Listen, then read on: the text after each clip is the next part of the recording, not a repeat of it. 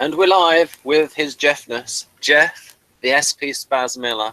He will have his channel back up and running soon, no doubt. Once when the Christmas whatnot has given him a new computer. So, well, the channel is still up. I just haven't made any new videos for a while. So, anyway, today we're doing Homicide: Life on the Street, Season 5, Episode 3, which is entitled Prison Riot. They were really off to a good start with the titles in Season 5, the great creative titles that went from Hostage to Prison Riot. But anyway, it was written by Tom Fontana and Henry Brommel, and directed by Kenneth Fink, and originally broadcast October 18th, 1996. Featured Charles S. Dutton as Elijah Sanborn, and several returning actors who had reprising their roles as characters who had been busted by the homicide detectives before and sent to prison.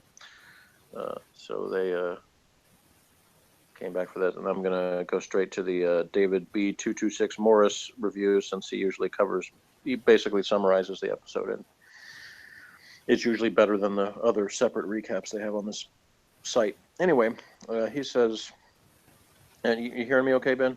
Yes. Okay, just making sure. As I have mentioned in other writings, I am reluctant to ever refer to anything as the best episode or the worst episode. Other publications are less reluctant. So in July of 1997, when TV Guide published a list of the 100 best episodes of television ever, I was very skeptical of some of the choices they made. I had doubts about their choices for shows like The X-Files or Law and Order, but the episode that really caused my eyebrows to raise was their selection of Prison Riot as the choice for Homicide.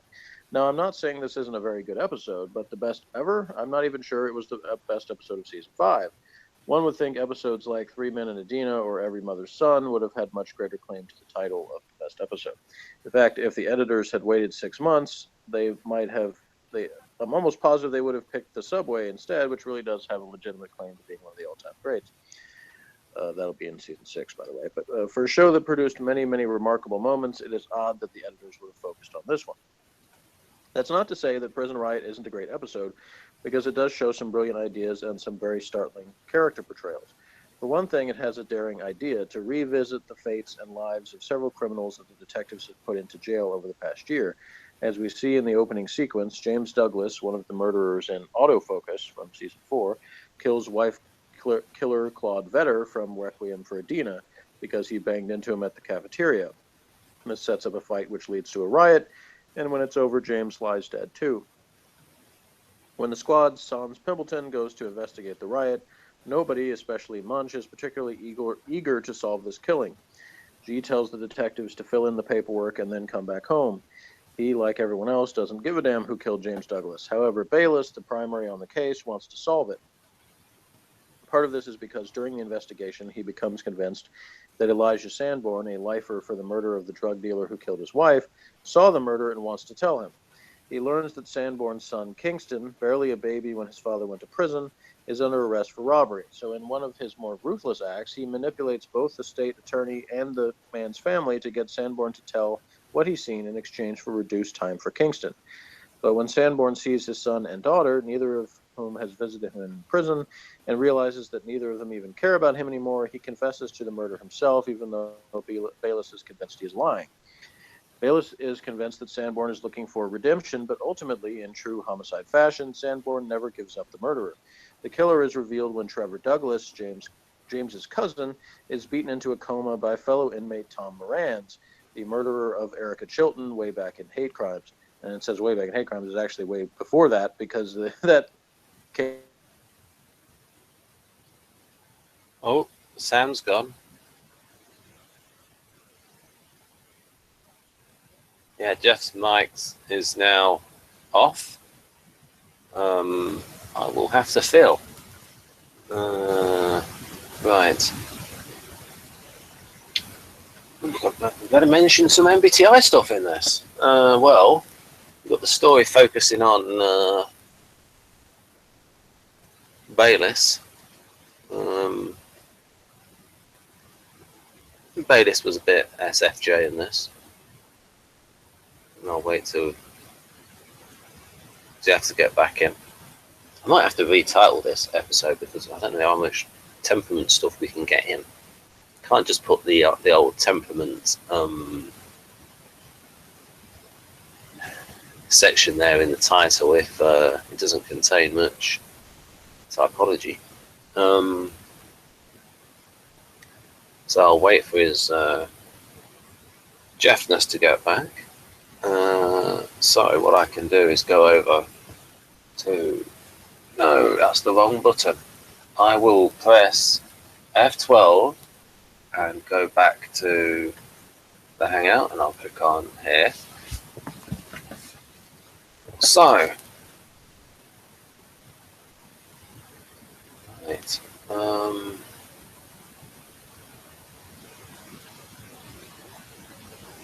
the acting was very good from the Dutton guy. I'll go through the slides. That's what I'll do. Right, that means I need to go back to the slides wherever they are. I think they're over here. There they are.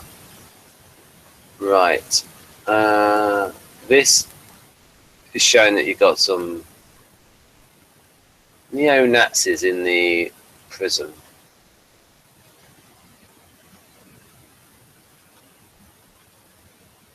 Charles S. Dutton, yeah. Don't know who this guy is.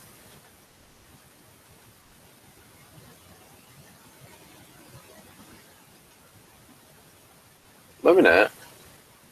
Old director of photography was Jeff. Said it was Fink. This guy walked by in a manner where he looked a bit nervous. He looked like, basically, he looked like a real life person who wasn't an actor. I don't know why I got that feel. This was the stuff about Frank and that was the stuff about his Jeffness will be back. That was the stuff about taking the pill and Brody, the little fella, seems to have had just randomly had some like blonde hair, and he sort of like he comes up with the theory that Pemberton has stopped taking his medication so he can concentrate better, so he can pass his firing range exam, so he can get back on the streets. But in the meantime, he might have a stroke because the side effects of the medication are preventing him from concentrating well enough to be able to shoot straight. So he just looks a bit, him having this, suddenly goes for blonde hair. What? Why? Just change it like that. I mean, and how old is he anyway? Right. Oh, he seems to be back. So, of course, I have no idea where I checked out because... I can't remember what you were talking about. You've been gone... I think you were still on David B2 Morris guy's description. You think? You weren't listening, were you? He was saying things like, "Oh, I don't like to." Well, you were, but I don't know if you were still in it or had gone past it. I think you were still in it. Yes, I was up until like about 20 seconds ago, so it was a very long one. But I obviously right. I don't know where. We had the stuff at the beginning. Yeah, you mentioned stuff about. I think it got up to the point where you were talking about the children. It's clear that the children don't love the father, and that was the last bit I remembered. Because really? Because as you were talking, I was going through the images on the screen. I was going through the slides. So you didn't hear any of the stuff about Tom Moran's and Sanborn and all that stuff? No. Yeah. See, I had no way to know that because I can't, see or hear. That's why I asked earlier if you could hear me, but at that point you could. But I guess halfway, I should have checked in with you again halfway through the description. Yeah. Well, I don't want to reread what I already read that was actually on the thing. So if you can't remember where I left off, it's kind of hard for me to know where to pick up. Oh, yeah. Well, I mean, what you can do is you can say you can cover the same ground, but from your own point of view, and anything type related would be cool as well. Because if we anything type related, I mean, I think I said while you were away that I thought Bayliss was a bit SFJ in this, although he's SFJ all the while. But well, yeah, okay. So he says, because again, I don't know where I left off, where he last heard me, so it's kind of difficult to know where to go to. But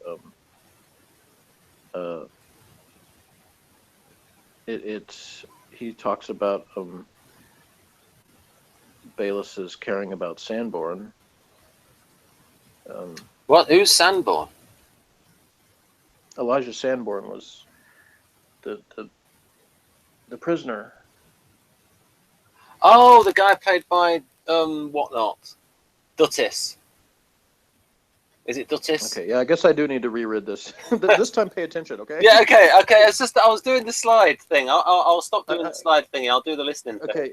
I'll go back to where it says, okay, Bayliss is convinced that Sanborn is looking for redemption, but ultimately, in true homicide fashion, Sanborn never gives up the murderer. Did you hear that part? Yes.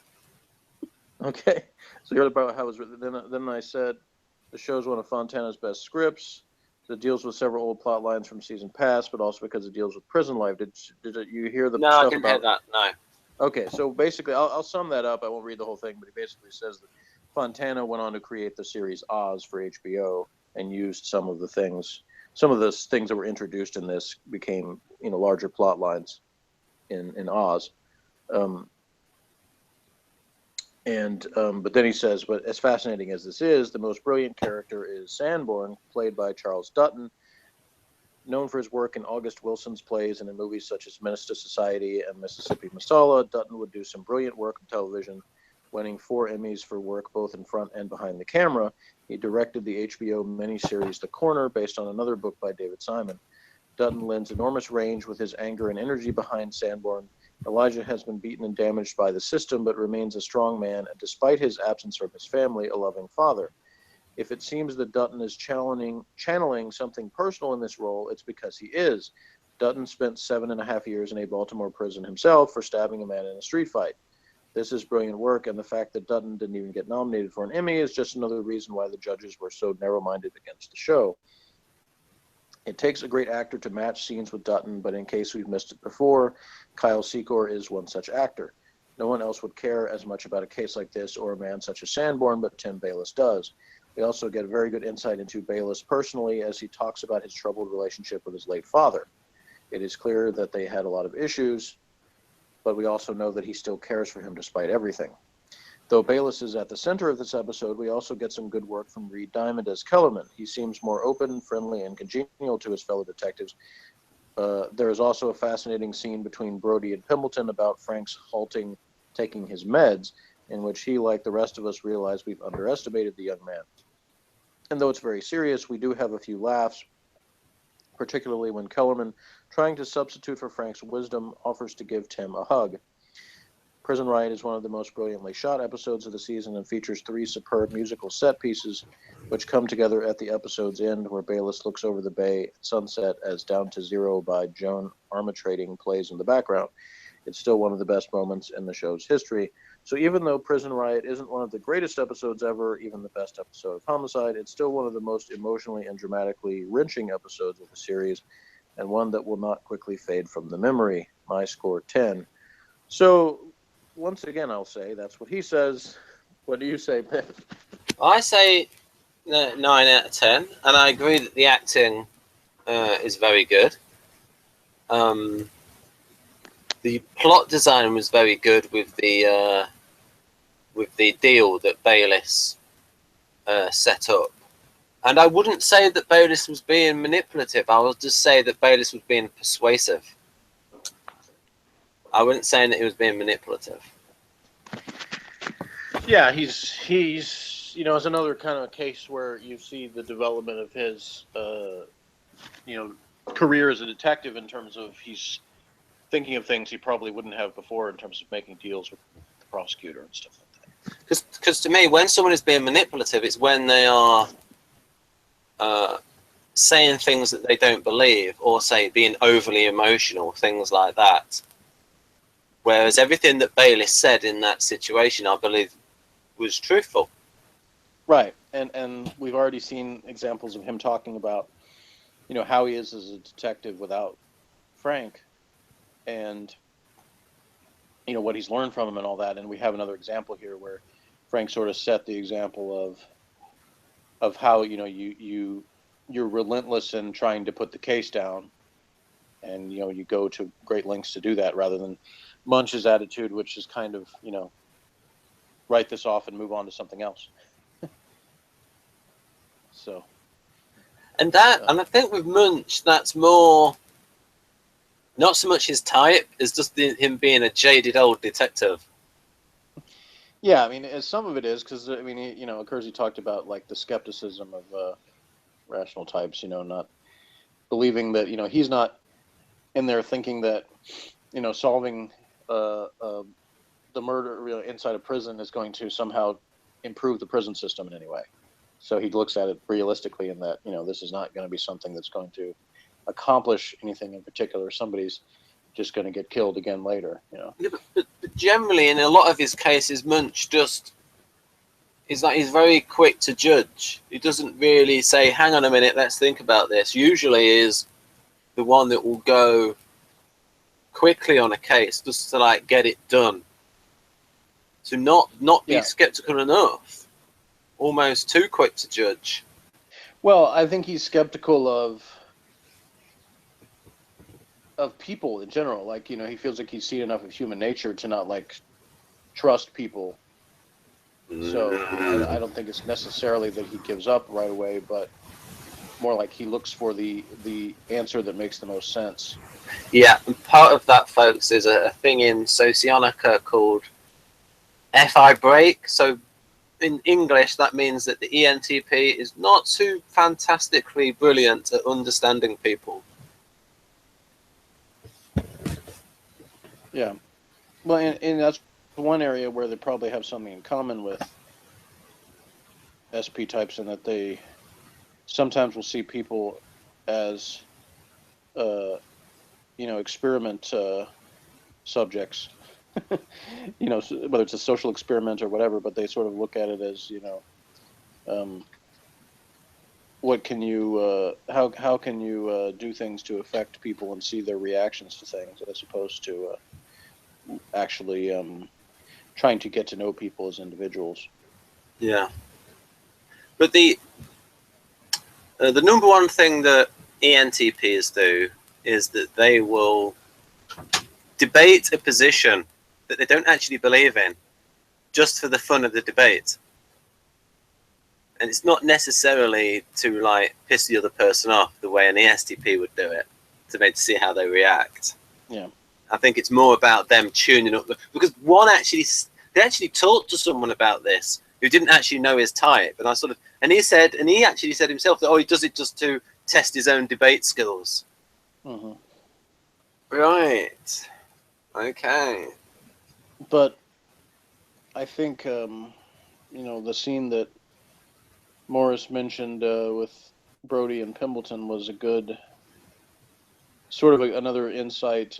I thought more into Pimbleton than it was into Brody, and that we know that he's stubborn, doesn't like to, you know, bow down to anyone, wants to, especially in his current condition, he's trying very hard to, you know, convince everybody he can recover from the stroke and you know, be a detective again and all this. He doesn't want to accept anybody's help. He just wants to do everything himself.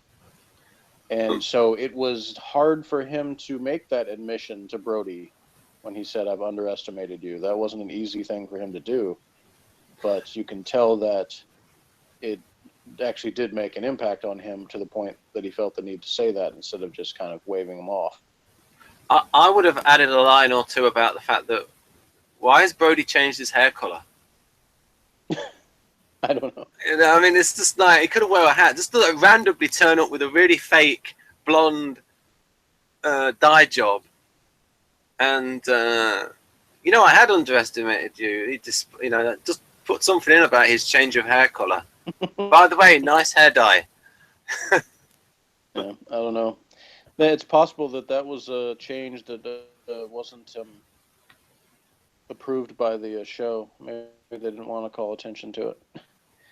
I will say that it I calls don't think this attention really to counts itself. It looks so weird. that this counts as a spoiler for me to say this because it's not actually about anything that happens in the show itself. But Max Perlich, the guy who played Brody, got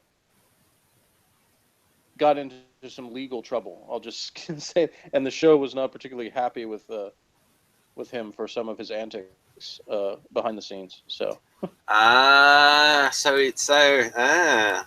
I'm going to continue to call him the little fella then. And so he was a bit of a character, not just on the show but off the show as well.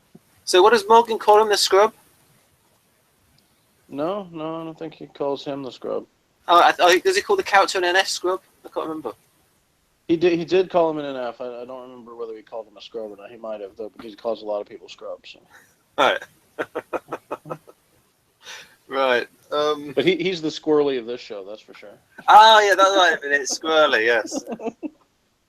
Though I don't think the same personality as Blake Seven squirrely, but he fits the squirrely role on this show. But I think that Villa's more useful for getting. Well, yeah, he was. And honestly, my feeling is, and I don't know, maybe they thought they would have to pay an actor too much and they could get away with paying Perlich less. But if they're going to have when they made him a full-time character in season 5, if they were going to do that, I would have rather they have another detective as opposed to the camera guy. But anyway. And later in the season, they'll add another permanent character who's also not a detective. So, once again, I'm kind of like, that seems kind of weird. But anyway, once again, there was some network interference in that too. So. Yeah, but I bet the actress playing Howard wasn't too happy about just being completely sidelined. She was not. Good call. And now she's an Oscar-winning actress, Melissa Leo. Yeah. She was not happy and made it and was somewhat vocal about it. Yeah, but at least she's got paid. I learned some of that from the DVD extras because Tom Fontana does not he does not go out of his way to diss anybody, and he doesn't even mention her by name, but there's one part where he's talking about, and it's obvious that that's who he's talking about. And anyway, I will get into that later because that'll come up more when we get done with season 5. But anyway, so back to this episode. I thought that the actress playing the daughter was a little bit of a weak link, but other than her, I thought it was, like you said, was very well acted by everybody. The prisoners were convincing as prisoners for the most part. It was kind of cool to have the characters back from previous episodes and kind of see. When I looked at the DVD, they have the previously on thing and they actually was one of the longest ones ever for this episode because they showed they showed a clip for each of those prisoners, the episode they came from, just to remind the audience about those people before they showed up in the episode. But yeah, I liked a lot of that. The dynamics. Speaking of Pimpleton, his other scene, besides the one with Brody, of course, was him back at the shooting range again, trying to once again to improve on his shooting. And the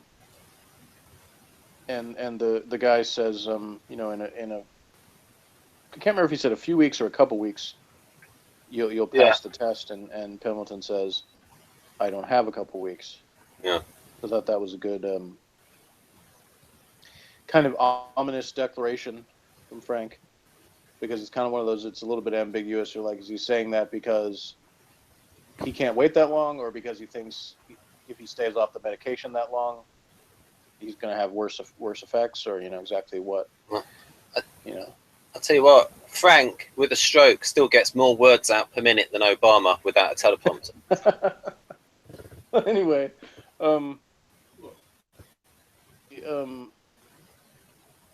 yeah, you still see, even in a couple of brief scenes, you still see a lot of Frank's personality come out in the brief interactions that he had in the episode. So even though he wasn't the focus of this one, he still had some moments there. And I agree with what David B. said about Kyle Secor and sort of being featured as Bayless in this episode. He got a lot of good screen time and some opportunity to display both his personality and his advancement as a detective in terms of his tactical abilities as well. So to throw that in there, where he may be a base logistical brain. He has shown that he's developed his tactical skills as well from his time in the homicide unit. Oh yeah, preference versus ability. Mm-hmm. And the other thing we saw in this, because I had to mention it because I mentioned in the previous episode that the difference in the real life homicide unit featured in the book versus the television show in terms of the role of the sergeants versus the lieutenant. And I was talking about how because they made G such a kind of hands-on, in-your-face with the detective's lieutenant, there wasn't a whole lot for Howard to do as a sergeant.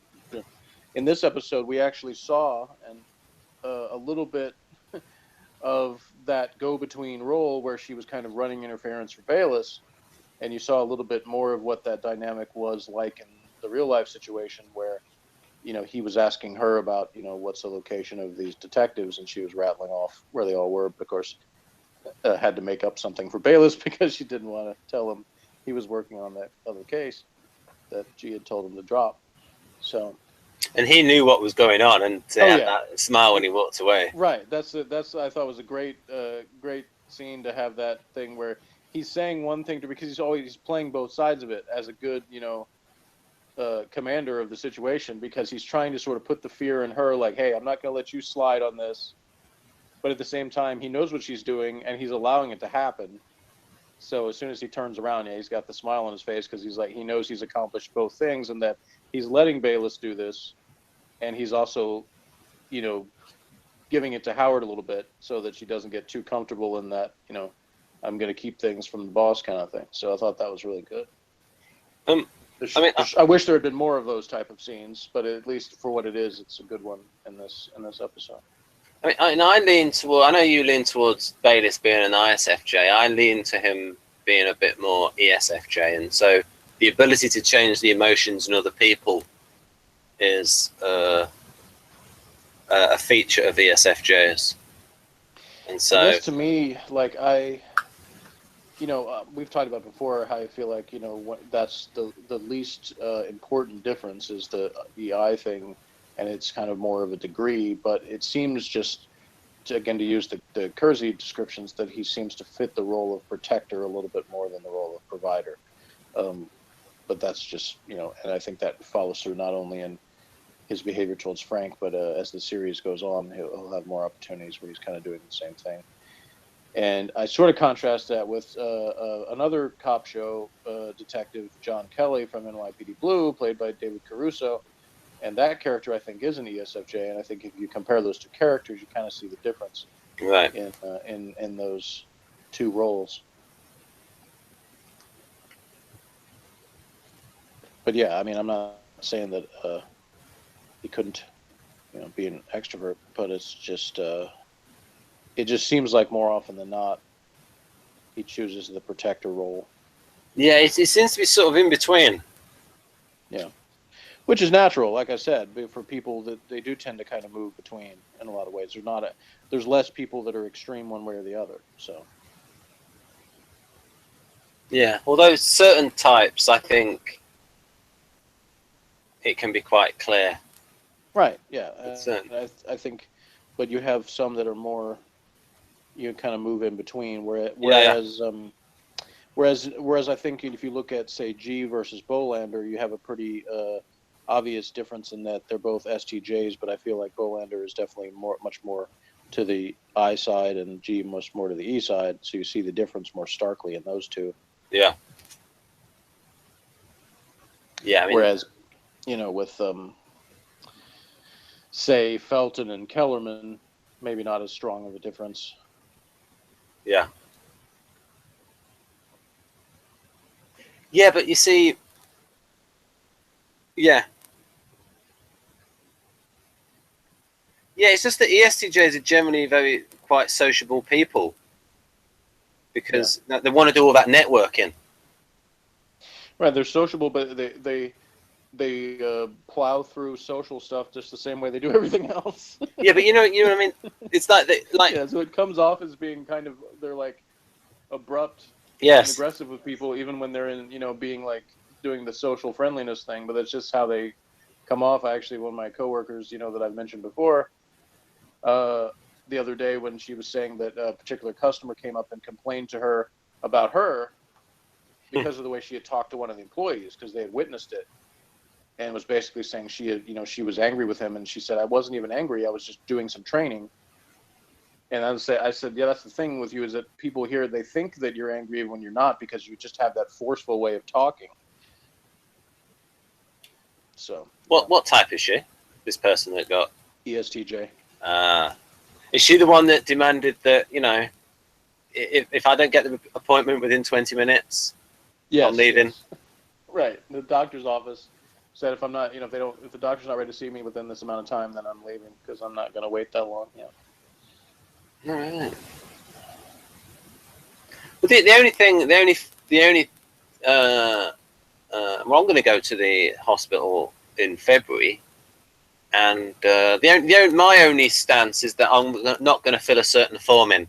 I refuse to fill it in. So. Okay. Right. Anyhow, I digress. Is that the declaring your religion form? No, but I just think that a lot of it is like you got this doctor-patient confidentiality, but they say fill this form in, and so basically they fill the form in so they can use the information. Mm-hmm. So they don't. So it's like no, you're trying to get around the doctor-patient confidentiality thing by just filling in this form that's not necessary. So I don't like that. So of course I had it on the Safari screen, so I couldn't see. Did you already show all your pictures from this episode? Or? Yeah, I went through them because as I go through the pictures, I don't really listen that well. Yeah, I figured that out. But yeah, I mean, there's not that much to say. I mean, the way the acting was very good from Duttis. The deal was good. The way he got out of it by not welshing on anyone, not betraying anyone, Mm-hmm. by saying it was he that did it, but then him being let off by them finding the people that actually did it. Oh, the nice little detail about the him, that was good. Yeah, I liked a lot of those little bits with the prisoners, interviewing with the detectives, like Kellerman having another standoff with the dude that had, killed the old lady on videotape. And he was still completely unapologetic for that. So, and Kellerman taunts him with, I'm going to go home to my warm bed, and and you've got to go back to your cell. He could have gone much further there. Oh yeah. In fact, he should have. But yeah, that again was kind of a good demonstrating of the personality of the character, because obviously, Bayless or even Lewis probably wasn't going to get in his face and say those things to him, but Kellerman was going to. Felton might have if he was riled up enough. Yeah, but I don't know if he'd have said that though, because his marriage wasn't as fantastic. No, but he still that wouldn't have stopped him from pretending like it was. Yeah. If he needed to taunt the guy though. I miss Felton, but I don't miss Felton's boring storyline with his affair. Yeah. I think most people would probably agree with you. Like that, they didn't do a very good job with his personal life, but his on the job life, he was pretty entertaining. Yeah, like the first episode, and then all that stuff with Frank about why you got to call it 3 months. Yeah, they had some good confrontations. Again, it goes back to, like I said, a lot of those confrontations between Felton and Pimbleton were right out of the book. So a lot of that stuff they didn't have to make up very much. It was kind of written for them.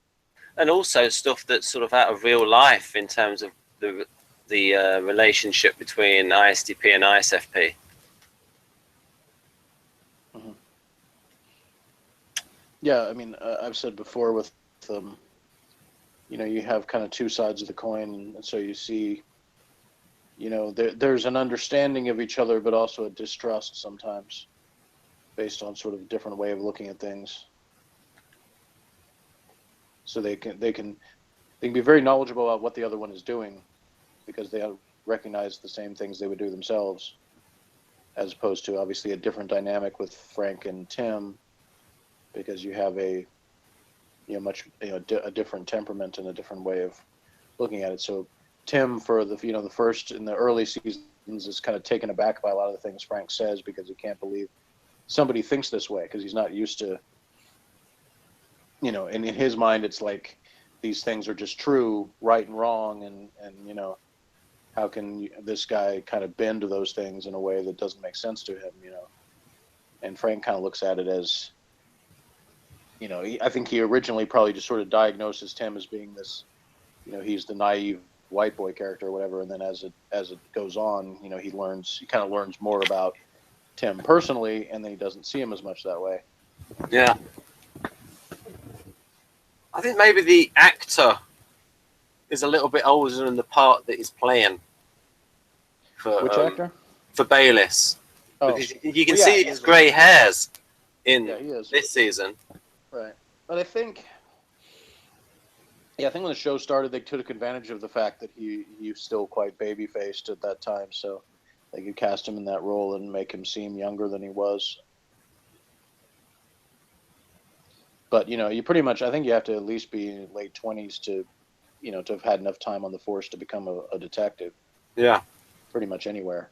Even if you like became a cop right out of high school, at 18, you'd still have to put in, over 5 years, probably. And if you were that young, probably more than that, because they look at age as a factor, not just years on the force. So. Yeah. Part of it with Tim is, yes, it's the SJ temperament, but it's also his upbringing as well. Mm-hmm. It's also, it's like, so some people might say if they don't know about temperament, they would say, oh, that's to do with his upbringing. Yeah, well, that obviously is a factor with everybody, I think. It's just a matter of how much, how much is inborn and how much is from, your influences around you. And we'll never probably ever be able to prove completely 100%, how much is what. But yeah.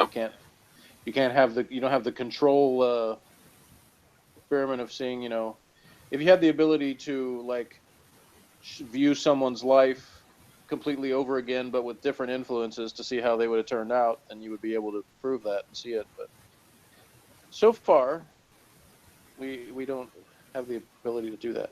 Unless you have a very cooperative twin. Yeah. Well, there have been studies done on twins that way. Things like separating them from each other in certain environments to see how they act differently and things like that.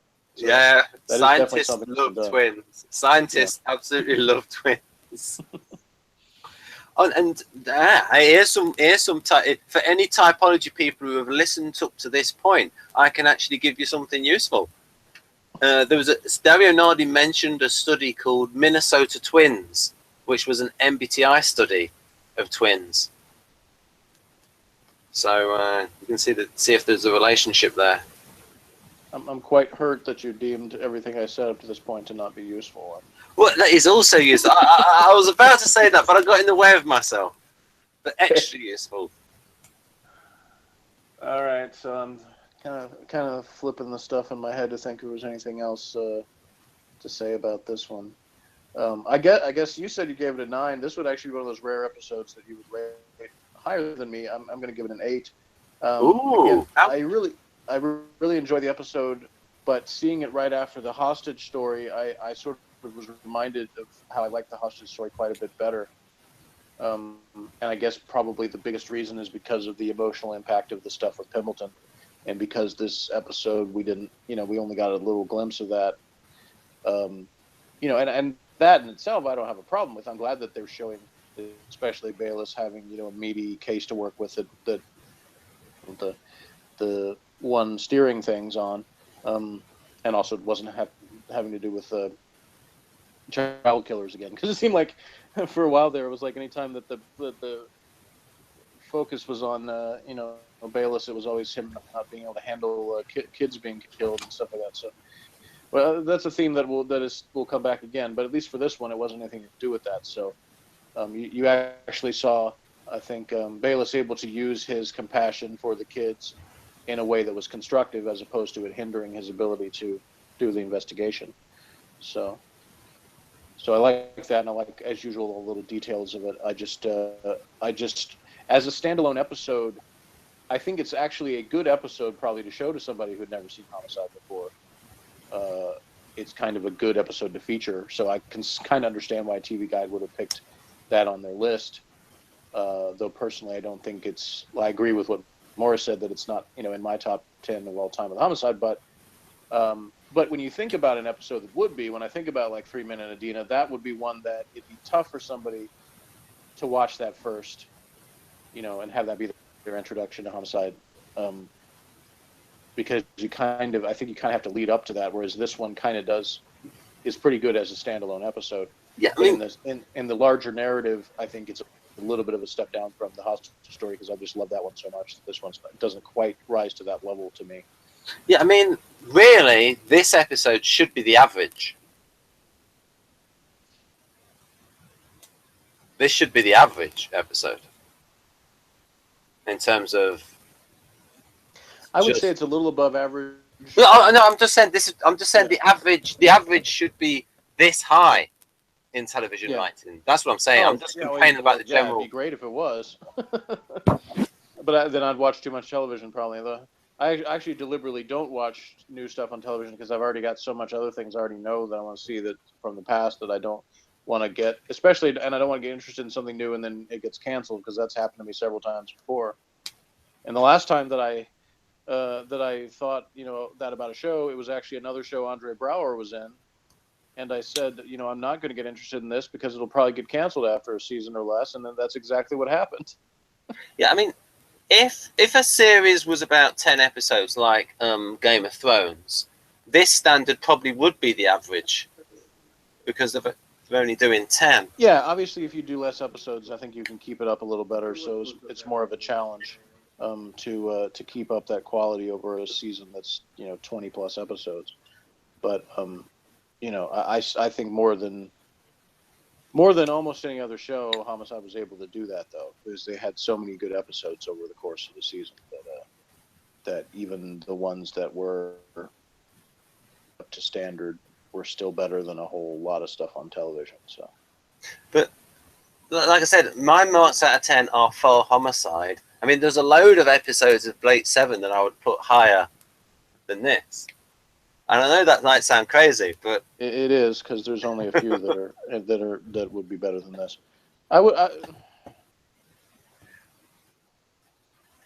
There's one that's better than this, or at least on par.